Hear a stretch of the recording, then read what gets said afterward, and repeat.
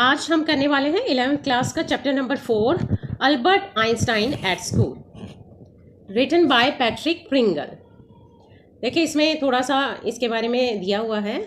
Albert Einstein was born in 1879 and died in 1955। He is regarded as the greatest physicist since Newton.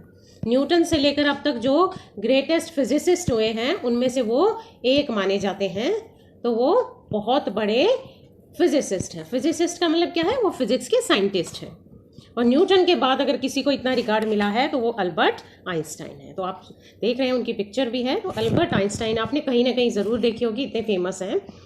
In the following extract the young from the young Einstein. ये जो extract है, extract मतलब ये जो chapter लिया गया है, जो पार्ट है वो कहाँ का पार्ट है? The young Einstein, the well known biographer Patrick Pringle.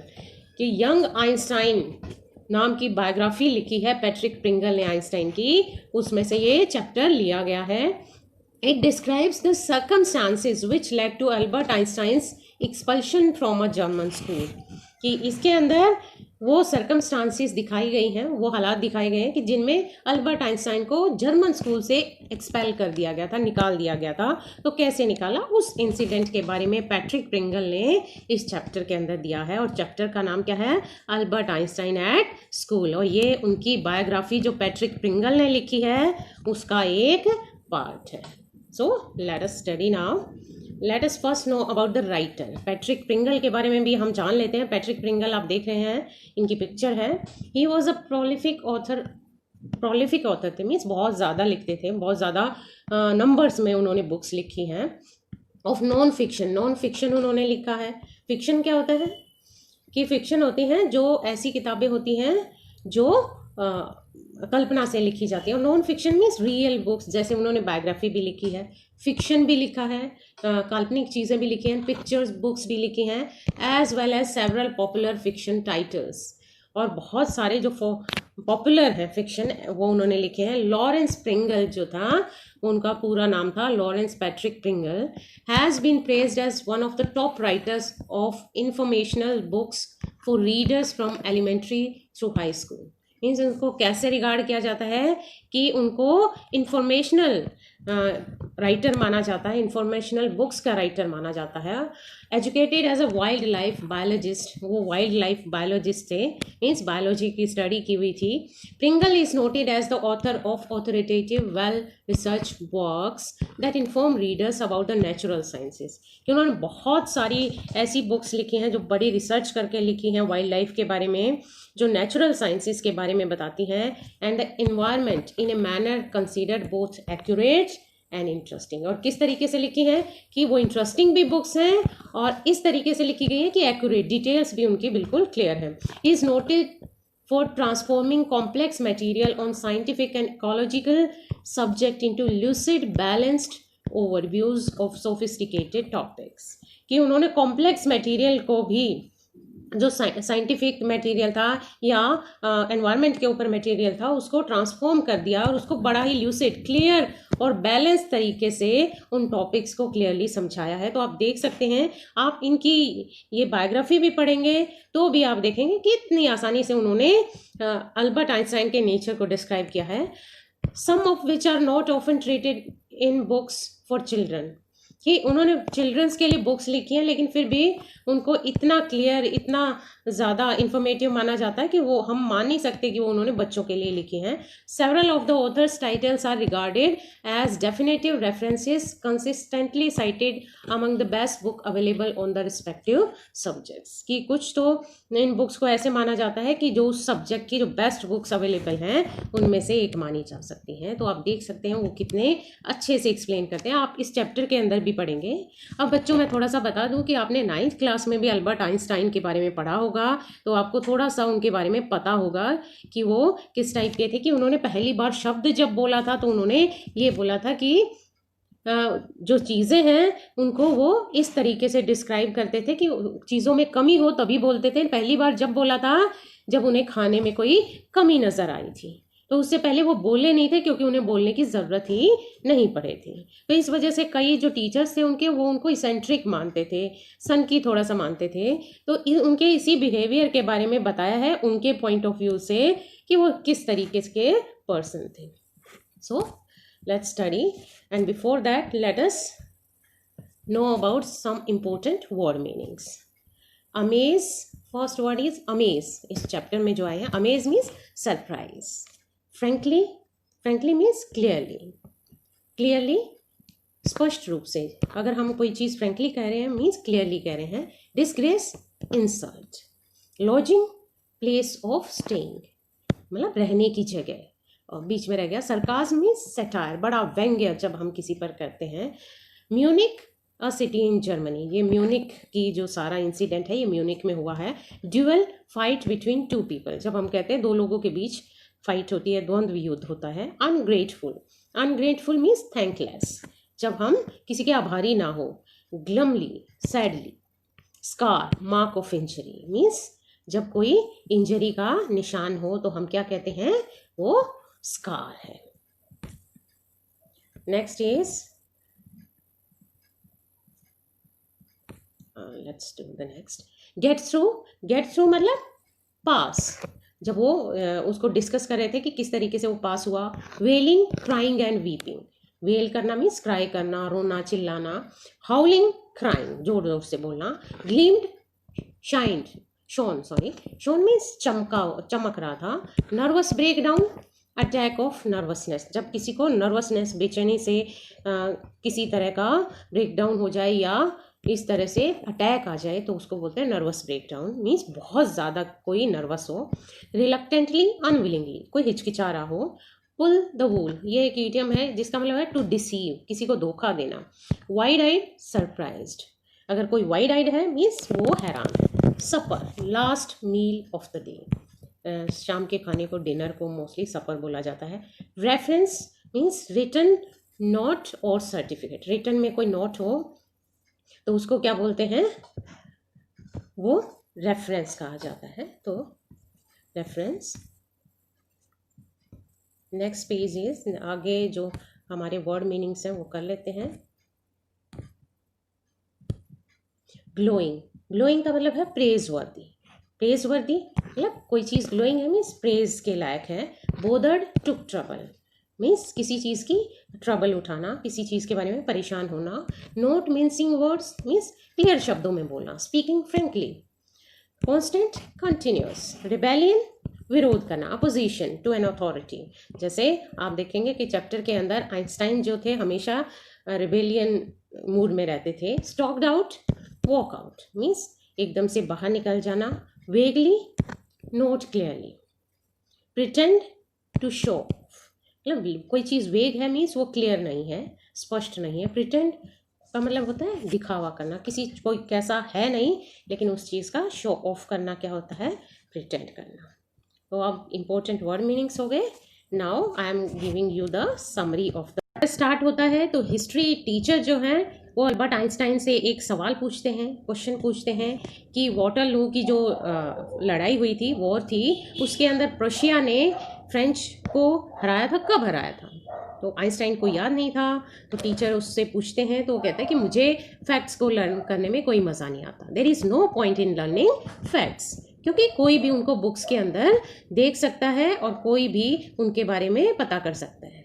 तो फिर टीचर को गुस्सा आता है कि जो सवाल था वो तो आया नहीं और ये मुझे ही पढ़ाने लग गया। तो कहते हैं कि फिर तुम्हारी थ्योरी क्या पढ़ाई के बारे में? कहता है कि नहीं, फैक्ट्स नहीं, I think it's ideas that matter, कि आइडियाज़ की वैल्यू होनी चाहिए, और फैक्ट्स तो कोई भी बुक्स में देख के कभी भी बता सकता है। आइडिया है जो इंसान के लिए ज़रूरी होते हैं और वो इंसान के पास होने चाहिए। तो ये पहली बार नहीं था, आइंस्टाइन हमेशा ऐसा क्लासेस में करते रहते थे, और स्पेशली हिस्ट्री के जो पीरियड था उसमें उसको बिल्कुल भी मज़ा नहीं आता था, क्योंकि हिस्ट्री उसकी पसंद का सब्जेक्ट नहीं था। इसलिए जो टीचर था वो हमेशा उसे डांटते रहते थे और उसे कहते थे कि वो किसी भी काम का नहीं है, बल्कि वो डिसग्रेस है क्लास के लिए भी और स्कूल के लिए भी।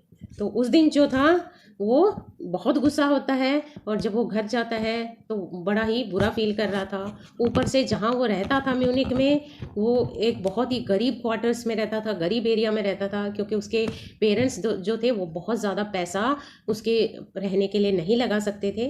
तो इसलिए जो पुअर लोकेलिटी थी वहीं पर उसने एक कमरा लिया हुआ था। ऊपर से चीज़ों को वर्स करने के लिए उसकी जो मकान मालकिन थी वो अपने बच्चों को पीटा करती थी, उनके रोने की आवाज़ें आती थी। शाम को उसका हस्बैंड जो था वो पीकर आता था तो वो उसको पीटता था। तो इस तरह के माहौल में वो रहता था जहाँ सारा दिन शोर शराबा और इस तरह की चीज़ें चलती रहती थी। उसे बड़ा पछतावा होता था कि वो अच्छी जगह पर नहीं रहता है। और ये बातें, ये जो प्रॉब्लम्स हैं, वो अपने फ्रेंड यूरी को बताता है। यूरी फिर भी उसे समझाने की कोशिश करता है कि देखो, तुम्हें लगता है कि तुम ऐसी जगह पर रहते हो। वो कहता है नहीं, कम से कम तुम अच्छे लोगों के साथ तो रहते हो। अब यूरी कहाँ रहता था? यूरी एक मेडिकल स्टूडेंट था और वो मेडिकल कॉलेज के हॉस्टल में रहता होगा वहाँ। और वहाँ के बच्चे थोड़े से ऊंचे दर्जे के थे, थोड़े सोफिस्टिकेटेड थे, और वो थोड़े पोश एरिया में रहता था। तो आइंस्टाइन को लगता था कि शायद वहाँ अच्छे माइंड वाले, ऊंचे दिमाग वाले लोग रहते हैं। कहता नहीं, तुम्हारी जो ये सोच है वो बिल्कुल गलत है, क्योंकि वहाँ भी ऐसे लोग हैं कि वहाँ जब ड्यूअल फाइट्स होती हैं तो ड्यूअल फाइट्स में इतनी खतरनाक वो फाइट्स होती हैं कि वो दूसरे को मार भी देते हैं उसमें, तो उन्हें कोई पछतावा नहीं होता कि ड्यूअल फाइट वो जीत गए, बस इस चीज़ की खुशी होती है। लेकिन अगर दुख होता है तो इस बात का होता है कि उस जीत के निशान के तौर पर उनकी बॉडी पर कोई स्कार नहीं है जिसको वो शो ऑफ करने के लिए दिखा सके बाद में। तो वो कहता, आप सोच सकते हो कि ऐसे लोगों की मेंटेलिटी क्या होगी कि जिन्हें कोई पछतावा भी नहीं है कि उस ड्यूअल फाइट में किसी की मौत हो गई। तो वो इस तरीके से समझाता है, लेकिन आइंस्टाइन वहाँ परेशान ही रहता है। फिर उस एक दिन उसकी जो कज़न थी एल्सा, बाद में उनकी वो सेकंड वाइफ भी बनती है, तो फिलहाल वो उनकी कज़न थी, उनकी मदर की जो बहन थी उसकी बेटी थी। तो वो आती है उससे मिलने के लिए। तो एल्सा को भी वो यही बताता है कि मुझे नहीं लगता कि मैं पास हो पाऊँगा, क्योंकि मुझे चीज़ें याद करने में बिल्कुल भी मज़ा नहीं आता।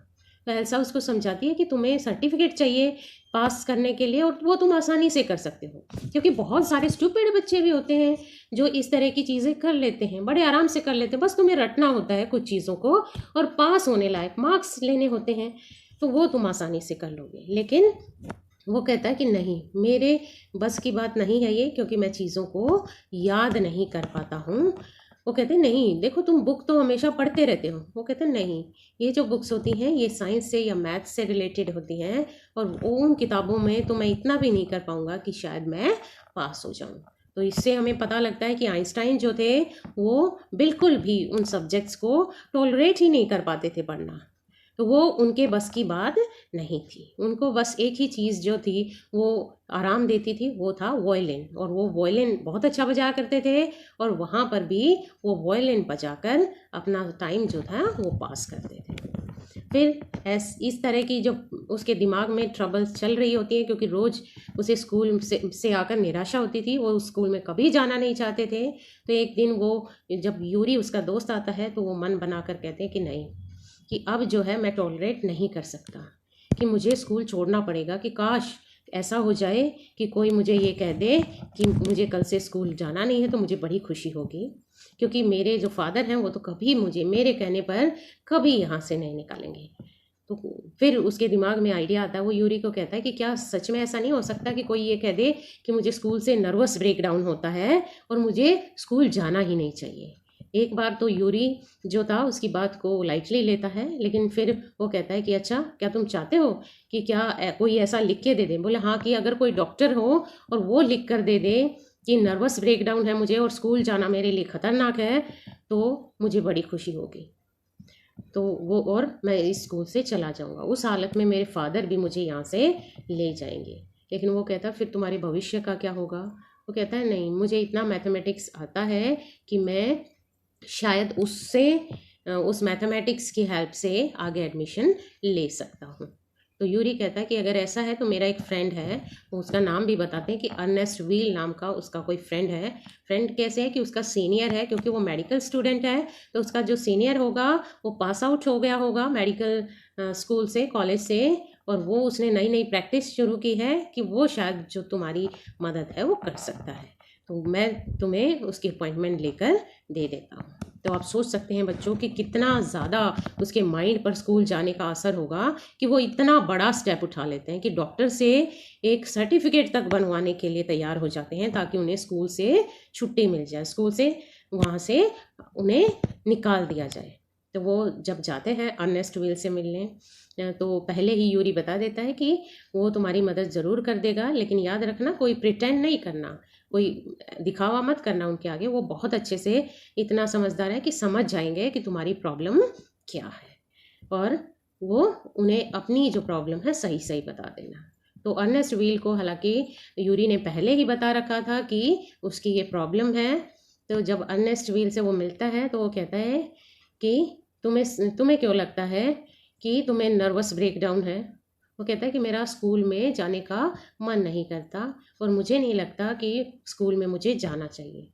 तो कहता है कि चलो, अगर मैं ये कह दूं कि मैं तुम्हें वहाँ से सर्टिफिकेट मैं लिख के दे दूं कि तुम्हें स्कूल नहीं जाना चाहिए, स्कूल जाना तुम्हारे लिए अच्छा नहीं है, सही नहीं है और तुम्हें और ज़्यादा दिक्कत हो जाएगी, तो ये बताओ कि मैं लिख दूं तो तुम्हारा नुकसान हो जाएगा। अगर तुम्हें यहाँ का डिप्लोमा नहीं मिलेगा स्कूल का तो तुम आगे एडमिशन कैसे लोगे।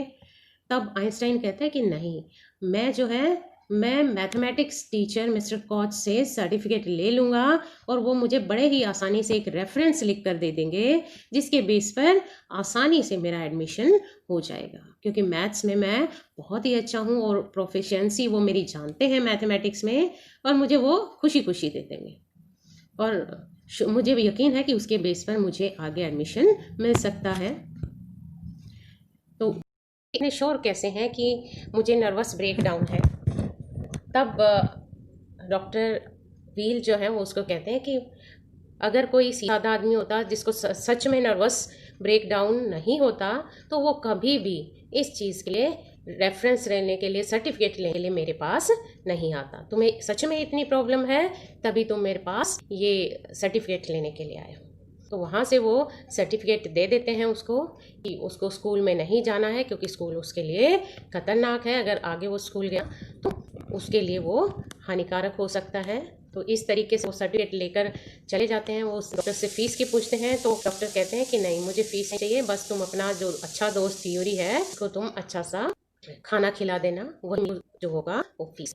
तो उसके बाद वो अगले दिन सर्टिफिकेट को लेकर स्कूल जाते हैं। तो यूरी उसको समझाता है कि सबसे पहले मैथमेटिक्स की जो रेफरेंस वो लिखवा लेना, क्योंकि नहीं तो ये भी हो सकता है कि उसे मौका ही नहीं मिलने का और उन्हें स्कूल में एंटर ही ना करने दिया जाए। तब वो अगले दिन सबसे पहले मैथमेटिक्स टीचर के पास जाते हैं और कहता है कि मुझे एक सर्टिफिकेट लिख कर दे दीजिए। तो मैथमेटिक्स के टीचर ने उसको बड़ी ही ग्लोइंग रेफरेंस दे दिया। ग्लोइंग रेफरेंस का मतलब बहुत ही अच्छा सर्टिफिकेट दिया और उसमें ये लिख कर दिया कि इस स्कूल में अब वो उसको और ज़्यादा नहीं पढ़ा सकता क्योंकि वो इतना प्रोफिशिएंट मैथमेटिक्स में हो गया है।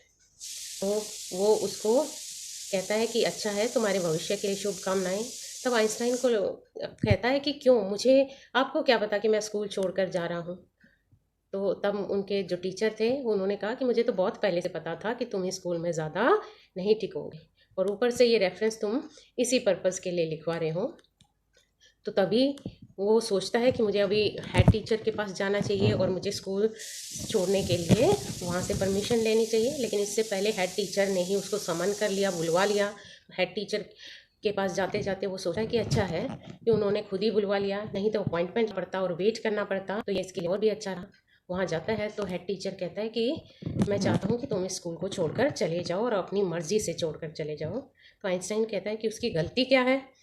तो हेड टीचर कहते हैं कि तुम्हारे रहते हुए क्लास में कोई काम हो ही नहीं सकता, ना तो तुम खुद कुछ करते हो ना दूसरों को की पढ़ाई को कंटिन्यू होने देते हो। तुम कंटिन्यूस रेबेलियन पे रहते हो, हर टीचर के साथ तुम जो है विरोध करते हो, अपोजिशन में रहते हो, तो तुम्हारे रहते हुए क्लास में पढ़ाना मुश्किल है।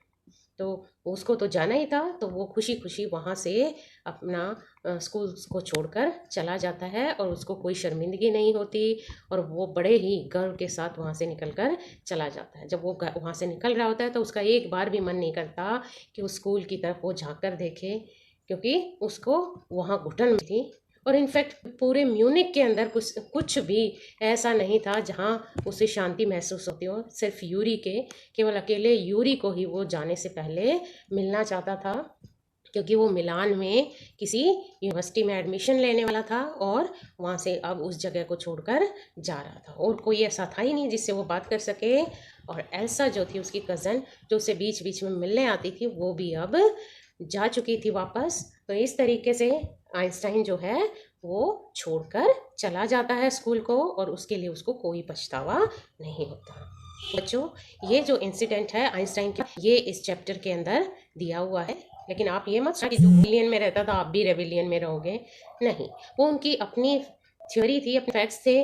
और मेरा जो खुद का मानना ये है कि हर एक सब्जेक्ट इम्पोर्टेंट होता है, चाहे वो मैथमेटिक्स हो, साइंस हो, कॉमर्स हो, या कोई भी पॉलिटिकल हो, कोई भी हो। लेकिन आइंस्टाइन को ऐसा लगता था, क्योंकि आइंस्टाइन का माइंड का सेटअप ऐसा था कि उसे साइंटिफिक चीज़ें ही अट्रैक्ट करती थी और वो उन्हीं को पढ़ना चाहता था। वो उसी को पढ़ने के लिए आगे बढ़ा और उस फील्ड में उसने बहुत अच्छा किया। और आप देख सकते हैं कि उन्होंने किस तरीके से, जब उन्हें पता लगा कि आर्म्स जो हैं बनाए जा रहे हैं, एटम बम्स जो बनाए जा रहे हैं वो दुनिया के लिए ख़तरनाक हैं, तो उन्होंने कितना उनका विरोध भी किया। तो वो एक ह्यूमन बीइंग भी बहुत अच्छे थे, क्योंकि उनके खुद के आइडियाज़ बहुत अच्छे थे। So that's all in this chapter, students. Now I'm giving you some questions to answer. Okay, then bye bye.